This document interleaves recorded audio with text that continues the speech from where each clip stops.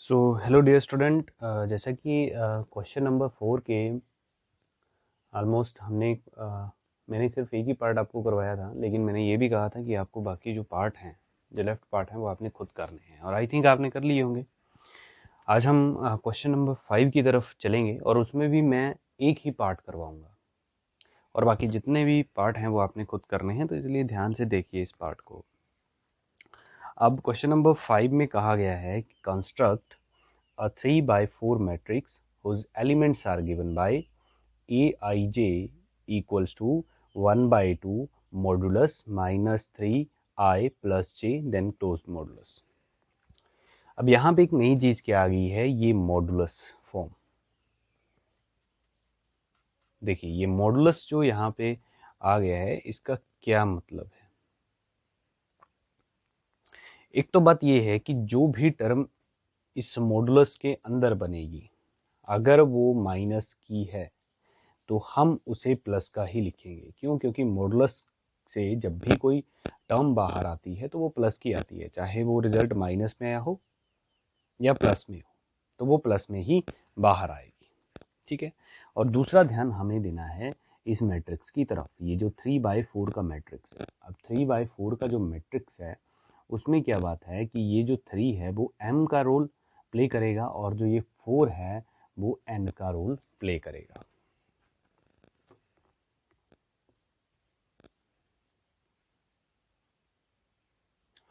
अब यहाँ पे फिर बन जाता है जो m, हमें पता है m क्या चीज़ है, m रोज हैं और n क्या है, कॉलम है। तो हम एक जर्नल टाइप मैट्रिक्स जो है वो बना लेते हैं कि किस तरह की एक मैट्रिक्स बनेगी, उसके एलिमेंट्स किस तरह के होंगे। तो जर्नल मैट्रिक्स जो हमारे पास होगी उसे हम a से रिप्रेजेंट करेंगे और उसमें क्या होगा, उसमें नंबर ऑफ रोज कितने होंगे, 3 होंगे। नंबर ऑफ रोज कितने होंगे, 3 होंगे। तो यहाँ पे हम लिख देते हैं रो 1, रो 2 और रो 3। और कॉलम कितने होंगे, तो यहाँ पे हम लिख देते हैं कॉलम 4 होंगे, कॉलम 1, कॉलम 2, कॉलम 3 और कॉलम 4। अभी उन एलिमेंट्स को कैसे लिखना है, देखिए जो फर्स्ट एलिमेंट है वो स्टार्ट होता है आपका A11, then A12, then A13, then A14, then A21, A22, A23, A24, A31, A32, A33, then A34। तो ध्यान से देखिए इस तरह की आपकी जनरल मैट्रिक्स जो है वो बनेगी। अब हमें क्या करना है, हमें दिए गए फॉर्मूला को देखना है। ये जो फॉर्मूला आपके पास दिया है, ये जो formula 1/2 modulus minus 3 identity plus J I, sorry not identity, I plus J then modulus close, इसमें हमें इन वैल्यूज़ को रखना है। ये जो A11 है, ये जो A12 है, ये जो A13 है, ये जो A14 है, हमें सारी वैल्यू को बारी बारी करके एक एक बार करके उसको सॉल्व करके हमें उन वैल्यू को फॉर्म करना है, हमें उन वैल्यू को बनाना है और इस ए मैट्रिक्स में लिख देना है। अभी उसको लिखेंगे कैसे, देखिए सबसे पहले हमें A11 का रिजल्ट चाहिए। अब A11 किस तरह से हम फाइंड करेंगे, यहाँ लिख दिया A11। फॉर्मूला हमारे पास ये है 1/2 मॉडुलस 3i प्लस जे। अब देखिए ये जो फर्स्ट एलिमेंट है ना, A11 के साथ ये पाव में जो 1 लगा हुआ है, ये i को रिप्रेजेंट करता है। अगर किसी को वीडियो सही से दिखाई नहीं देगी तो वो ऑडियो को ध्यान से सुने। ये जो पहला फर्स्ट एलिमेंट है इसका A और पाँव में 1 लिखा हुआ है इसके पैरों में, तो ये जो फर्स्ट होता है ना, फर्स्ट, इसको हम I रिप्रेजेंट करते हैं और सेकंड वाला J। तो देखिए क्या रिजल्ट आएगा इधर, यहाँ पे बनेगा 1/2 मॉडुलस 3 और I का वैल्यू 1 है प्लस J का वैल्यू भी 1 है। तो क्या रिजल्ट आया, 1/2 minus 3 plus 1, minus 3 plus 1 minus के 2 हो जाएंगे मॉडुलस के अंदर, लेकिन मॉडुलस से जब वो माइनस का 2 बाहर आएगा तो प्लस का 2 ही आएगा। तो यहाँ पे आपके पास 1 रिजल्ट आ जाता है, किसका, A11 का रिजल्ट आपके पास 1 के बराबर आ जाता है। सेम इसी तरीके से, इसी तरह से जैसे आपने A11 फाइंड करा, वैसे ही आप क्या फाइंड करोगे, वैसे ही आप क्या फाइंड करोगे, A12 फाइंड करोगे। अब यहाँ पे I का वैल्यू 1 बन जाएगा और J का वैल्यू 2 बन जाएगा। लेकिन फॉर्मूला तो वही है, उसी में पुट करना है जो एलिमेंट का फॉर्मूला दे रखा है।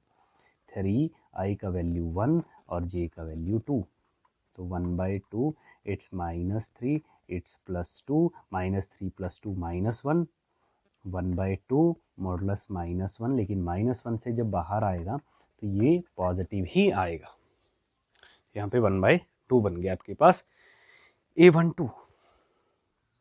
मुझे पता है कि आपको थोड़ा बहुत समझ आ रहा होगा, ठीक है, थोड़ा बहुत पिक करिए इसको। देन उसी तरीके से अब हम फाइंड करेंगे A13। अब हमें फाइंड करना है A13। तो A13 में i का वैल्यू क्या होगा, 1 होगा, फॉर्मूला वही 1/2 -3 × 1 + 3, तो यहाँ पे 1/2 -3 + 3 ये 0 हो जाएगा, सारा रिजल्ट 0 के बराबर आ जाएगा। है ना मजेदार बात, कितना आसान है ये। अब A14 हमें फाइंड करना है, तो यहाँ पे वही फॉर्मूला i का वैल्यू 1 हो जाएगा, तो -3 लिखेंगे, i का वैल्यू 1, j का वैल्यू 4 हो जाएगा, तो यहाँ पे 1/2 -3 + 4 प्लस माइनस माइनस, लेकिन प्लस वाली टर्म बड़ी है, तो यहाँ पे 1/2 जो है वो रिजल्ट आ जाएगा आपका A14 का। तो ये 1/4 आपके पास 1/2 आ गया है। अब हमने क्या किया, देखिए ध्यान से देखिए इसको ध्यान से देखिए। अभी हमने ये रो फर्स्ट के एलिमेंट्स को फाइंड कर लिया है, रो फर्स्ट के एलिमेंट्स को हमने फाइंड कर लिया है। जैसे हमने रो 1 के एलिमेंट को फाइंड करना सीखा, वैसे ही आपने क्या करना है, रो सेकंड के एलिमेंट को फाइंड करना है। सेम वैसे ही आपने रो 3 के एलिमेंट्स को फाइंड करना है। और जो भी आपके पास रिजल्ट आएंगे, जैसे A11 की जगह जैसे 1 आ गया, A12 की जगह 1/2 आ गया, A13 की जगह 0 आ गया, A14 की जगह 1/2 आ गया, उन रिजल्ट को हमने इस A वाली मैट्रिक्स में यानी कि इनकी जगह रख देना है। जैसे रो 2 के एलिमेंट्स को फाइंड करने की कोशिश करते हैं, तो आपके पास रो 2 का एलिमेंट्स कौन सा होगा, रो 2 का एलिमेंट्स है पहला A21, A21 को फाइंड करेंगे, A21 कितना आएगा 1/2, अब i का वैल्यू 2 है, तो -3 × 2, j का वैल्यू 1 है, तो यहाँ पे 1/2 -6 + 1, यहाँ पे -5 बचेगा, मॉडुलस के बाहर जब टर्म आएगी तो प्लस में होगी, तो यहाँ पे 5/2 रिजल्ट आपके पास A21 का बन जाएगा। उसी तरह से A22 का रिजल्ट फाइंड कर लेते हैं। A22 के रिजल्ट में क्या होगा, -3 × 2 + 2, then 1/2, 3 to 6 + 2 plus minus minus, तो -4 और मॉडुलस से बाहर प्लस आ जाएगा, तो 4/2 2 के बराबर। तो ये A22 का रिजल्ट आ गया। देन A23 का रिजल्ट जल्दी से फाइंड कर लेते हैं, 1/2 -3 × 2 + 3, यहाँ पे 1/2, 3 to the -6 + 3, तो यहाँ पे 3 बचेगा आपके पास, क्योंकि माइनस का 6 प्लस का 3 है, तो 3 आएगा, तो यहाँ पे 3/2 A23 का वैल्यू होगा, है ना।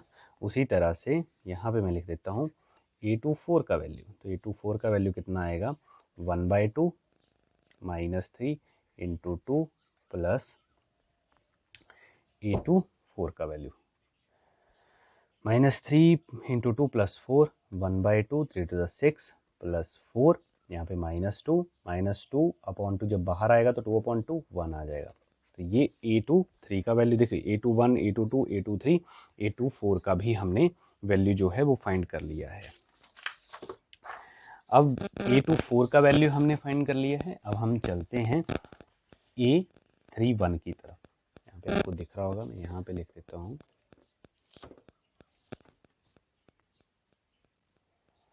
A31।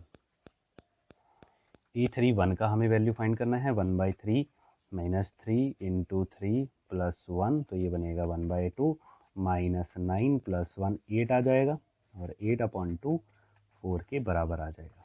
देन A32 1/2 -3 × 3 + 2, है ना, तो 1/2, 3 3 9, +2 माइनस के 7 यानी कि मॉडुलस से बाहर आएंगे तो 7/2 देन A3 3 तो 1/2 मॉडुलस -3 × 3 प्लस के 3 तो यहाँ पे 1/2 3 3 = 9 प्लस 3 6 6/2 तो यहाँ पे 3 बन जाएगा इस तरह से। देन लास्ट रिजल्ट हमारे पास बनता है E3 4 का। E3 4 का तो क्या रिजल्ट बनेगा 1/3 -3 × 3 प्लस के 4 3 3 = 9 -9 प्लस 4 यहाँ पे 5/2 ये आंसर आ जाएगा। मतलब ये आंसर नहीं है, ये रिजल्ट है। अब जितनी भी वैल्यू हैं, देखो ये जो जितनी भी वैल्यू आपके पास आ गई हैं, ये किसकी वैल्यू हैं? ये इन रिजल्ट की वैल्यू है। A11 A12 A13 की वैल्यू सभी ने हमने ये सारे के सारे एलिमेंट्स की वैल्यू जो है वो फाइंड कर ली है। हो सकता है मेरे से कोई मिस्टेक हो गई हो, तो आप इसको भी चेक कर सकते हो साथ साथ में। तो ऐसा नहीं है कि सर से कोई मिस्टेक नहीं होगी, मिस्टेक हो सकती है तो आप भी चेक कर सकते हो। ठीक है, अभी हम रिजल्ट में लिख देंगे नाउ हमारे पास जो मैट्रिक्स ए बनेगा, देखो ध्यान से देखना इसको, हमारे पास जो मैट्रिक्स ए बनेगा, ध्यान से देखिए A11 का वैल्यू क्या था, जो हमने A11 A12 A13 का वैल्यू निकाला है वो इसी तरह से रखना है।